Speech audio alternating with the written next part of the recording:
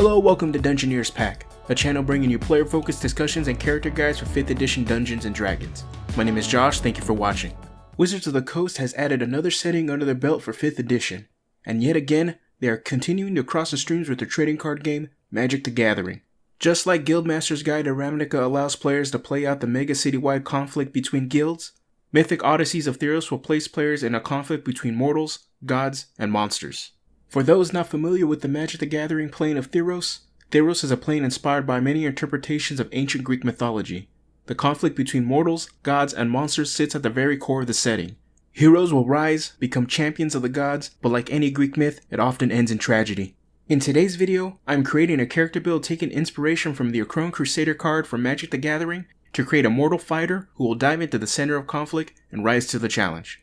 With that said, let's get started. Build guides on this channel are built with the following in mind. I'm going to focus on levels 1 to 10 as most campaigns played are in this level range.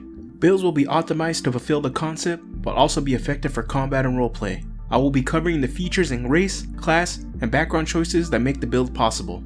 With this build, we will be taking our inspiration from the Akroan Crusader card to make a Spartan or Amazon inspired warrior that has been blessed by one of the gods. Akroan Crusader is a human soldier with an ability that allows it to create more soldiers. With this build, we are going to interpret the mechanics of the card and take some liberties in order to make this character fit as a champion from any of the 3 human city-states or one of the gods in the setting. For race, we're going with Variant Human. The Variant Human is just too good to pass up in comparison to the regular human. The standard human isn't that bad, as adding +1 to all your stats in some cases where you have lots of odd numbers in your stats helps out. This build is heavy on feats, and the additional skill option will help us expand our out of combat roll just a tiny bit outside of being the party's muscle. More on both of these choices in a bit. When it comes to class, we are not going to be choosing any of the new subclass options from Mythic Odysseys of Theros. With the Akroan Crusader card as our starting point, we need a class with a subclass that can portray the flavor and mechanics of the card. For our class, I'll be going with the fighter as it is the best way to reflect the soldier creature type on the card. And for our subclass, I'll be using the Echo Knight from Explorer's Guide to Wildemount as it allows us to replicate the card's ability to create soldier tokens. In the Echo Knight's toolkit, it will allow us to create a double of our character that we can use to our advantage. Even though we are only focusing on levels 1 through 10, in later levels of the Echo Knight, we can create an additional double of our character, which plays into the mechanics of the card being able to create an army. If you would like to take a closer look at the Echo Knight subclass, click on the icon in the corner or in the link below.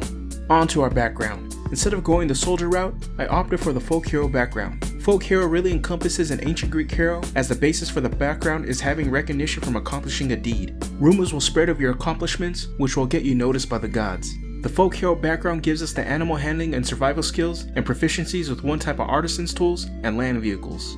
The skills don't fit the soldier creature type from the Akroan Crusader card, but they do fit with being a mythological hero. Animal handling plays into the idea of a hero being able to tame beasts similar to Hercules. Survival plays into the ability for a hero to overcome the wilds of the natural world that the gods have direct domain over. The artisan's tools choice is entirely up to you and will probably play into which of the 3 city-states you decide where the character is from.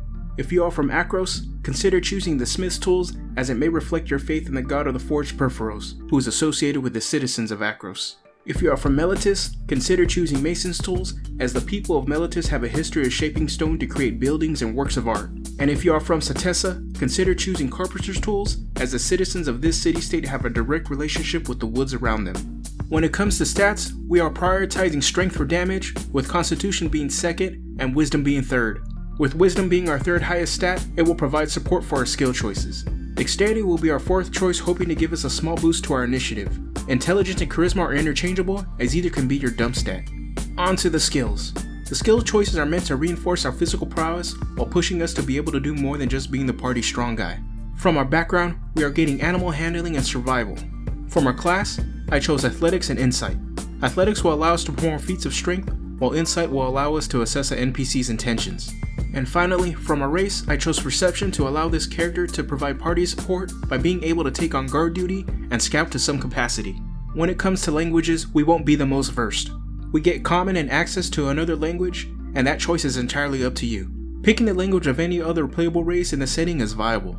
If you are from Akros, you may choose Minotaur as the Akroan soldiers are in constant combat with the Minotaur warriors. If you are from Meletis, you may choose Triton, as merfolk do have some presence in the city. And if you are from Satessa, you may choose Satyr as they have a presence in the city. Our proficiencies are simple for this build. As stated before, we get proficiencies with an artisan's tool of our choice and land vehicles. As a fighter, we get proficiency with all weapons, all armors, and shields. For equipment, we're going with a spear, chainmail, and a shield. The spear is a versatile weapon that allows us to attack with one hand, two hands, or be able to throw it. I chose the spear because it is flavorful and synonymous with ancient Greek warriors. Whenever a Spartan or Amazon is depicted all throughout pop culture, they are usually wielding a spear and shield.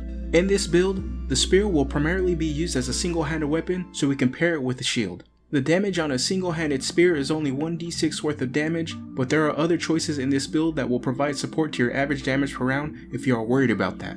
For those of you that want to maximize your damage output, you can drop the shield at the cost of taking a hit to your armor class, and pick up a halberd as it fits with the rest of the choices in this build. For those that want to keep the shield, replace the spear with a longsword, and then alter some of the feat choices to better accommodate the longsword option. When it comes to our armor class, I went with the chainmail and shield combination to bring our armor class to a solid 18. When it comes to our party roles, we will be doing what any good melee-based fighter is designed to do. Our in-combat role is to be the frontliner. Our goal is to get close quarters with the enemy and hold the line for our teammates. Our out-of-combat role will primarily be the muscle to help perform the standard strongman duties, but with some of our wisdom skill choices, we can help support the team by taking on some scouting duties. Now let's get to the level by level breakdown. At level 1, we start off with the feat for being a variant human, and I went with the Polearm Master feat. Polearm Master will allow us to shore up some of our damage output for using a spear in one hand by allowing us to make an additional attack with our bonus action after we take an attack action with our spear. The damage for this attack is 1d4 bludgeoning damage as it reflects us hitting a target with the blunt end of our spear. Polearm Master also allows us to expand our range for our attacks of opportunity to the reach of the polearm we are using, but that won't come into effect with the spear as it doesn't have reach. For those opting for the halberd, you will be able to take advantage due to the reach property on the weapon. Also coming in at level 1, we get 2 abilities from being a fighter. We get to choose a fighting style, and I went with dueling. Dueling will help with our damage output as long as we are using a melee weapon in one hand and no other weapons. It adds a flat 2 damage to our attacks, which includes our bonus attack from Polearm Master feat. And the other ability we get at level 1 is Second Wind. Second Wind will keep us in the fight by allowing us to regain some hit points. As a bonus action, we can recover 1d10 plus our fighter's level worth of hit points, and it recharges on a short or long rest. For level 2, we get one of the strongest class abilities in 5th edition, and that is Action Surge. As a free action, we can take an additional action on our turn. We can use this ability again after taking a short or long rest. Action Surge will allow us to really go on the offensive at least one time during combat, really expressing this character's martial prowess. At level 3, we get access to our subclass, and I am going with the Echo Knight in order to match the flavor of the Akroan Crusader card. The first subclass ability we get is Manifest Echo. Manifest Echo allows us to create a duplicate of our character as a bonus action. That double only has 1 hit point, an armor class of 14 plus our proficiency bonus, and is immune to all conditions. The Echo allows us to play the battlefield by using our bonus action to switch places with it at the cost of 15 feet of our movement. Our fighting copy can't exceed being 30 feet from us, or else it destroys itself. It can also make attacks of opportunity from its position by using our reaction. The Echo already does a lot, but its biggest ability comes in the other subclass ability, Unleash Incarnation. As a free action, whenever we take the attack action, we can make 1 additional melee attack from our Echo's position. We can use this a number of times equal to our Constitution modifier. So that means with Action Surge and the bonus action attack from a Polearm Master feat, on a single turn we can potentially do a whopping 5 attacks. That's 1 from our attack action, another from our Echo, our bonus attack action, another attack action from our Action Surge, and then another attack from our Echo due to our Action Surge attack. At level 4, we get the choice between a stat increase or a feat. I went with the feat and chose Sentinel. Sentinel is one of the strongest feats in 5th edition, and normally when paired with Polearm Master, the character becomes extremely powerful in being able to lock down areas of the battlefield. When Sentinel and Polearm Master are combined together, it is usually in conjunction with the halberd or glaive due to both weapons having the reach property. Since this build relies on the use of a spear, this eliminates the immediate power that these 2 feats have when normally used together. The choice of the Sentinel feat is to reflect your martial training. Even though we are using the folk hero background, the Sentinel feat helps convey your skills from being a trained Akroan, Cetizen, or Militian soldier. If you are worried about the combination of Sentinel and Polearm Master feats and opted to use a halberd or glaive instead, you can go ahead and forego either of these feats by replacing them with another recommendation that will come later in this video. Or, you can take a stat increase and put those points into strength. For level 5, we get the extra attack feature. Now with a combination of our abilities, at this point we can potentially do 8 attacks on a single turn. Coming in at level 6, we get another choice of a stat increase or a feat. This option is up to you. If you want a feat, I recommend Shieldmaster. Shieldmaster will continue the trend of conveying your martial training. Taking inspiration from Spartan soldiers, they are often depicted as being trained to use the shield in coordination with each other. The Shieldmaster feat allows us to do a couple of things. Whenever we take the attack action on our turn, we can shove a creature that's 5 feet within range as a bonus action. We can also add our armor class bonus from our shield to any dexterity saving throw we make against a spell or other harmful effects that targets us. Also, if we were forced to take half damage from an effect that had us make a dexterity saving throw, instead we take no damage. The shove bonus action may compete with other bonus action options you have access to, but it does provide another option you may want to take. Given the choices, you most likely will be sticking with using your bonus action to either summon your echo or make an extra attack with the blunt side of your spear. If you don't feel the need to have additional bonus action options, or opted to go with the polearm with the reach property instead, choose to increase your strength, constitution, or wisdom stats. Coming in at level 7 is our subclass ability Echo Avatar. Echo Avatar allows us to use our Echo exactly like a wizard's familiar. This will improve your ability to scout for your party. As an action, you can see through the eyes of your Echo and hear through its ears. Just like Find Familiar, you are deafened and blinded while performing this action. For level 8, we get a choice between earning a stat increase or a feat, and this one is entirely up to you. If your strength score isn't at 20 yet, then I recommend putting your points there in order to raise your attack modifier and damage output. At level 9, we get the fighter class ability Indomitable. Indomitable will come in clutch when needing to make important saves to keep us in the fight. Indomitable allows us to reroll a saving throw that we failed, but regardless of the result of the new roll, we have to take it. We can use this once per long rest, and at later levels we get additional uses. For the last level of this build, at level 10, we get the subclass ability Shadow Martyr. Shadow Martyr allows us to use our reaction to teleport our Echo to take an attack for our ally.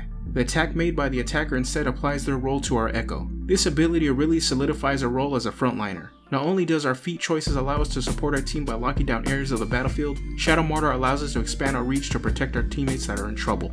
Admittedly, this build will be on the more powerful side as we're mixing a subclass with abilities that increase its potential damage output with a set of feats that when used in tandem allow you to control the battlefield around you. If you're concerned with being too strong, go ahead and remove either the Polearm Master feat or Sentinel feat to bring down the power level. The Echo Knight Fighter subclass features do a solid job of imitating the Akroan Crusader's card's ability. This character will be a battlefield champion, hitting the front lines, protecting your teammates, and quickly dispatching any villains that get in its way. It is through this character's martial prowess and heroism that your deeds will get them noticed by the gods. With that said, I want to hear from you. Let me know what kind of character you want to play in the setting of Theros. Make sure to like, subscribe, and hit the notification bell to know when new videos are up. Alright, I'm out of here. Have a good one.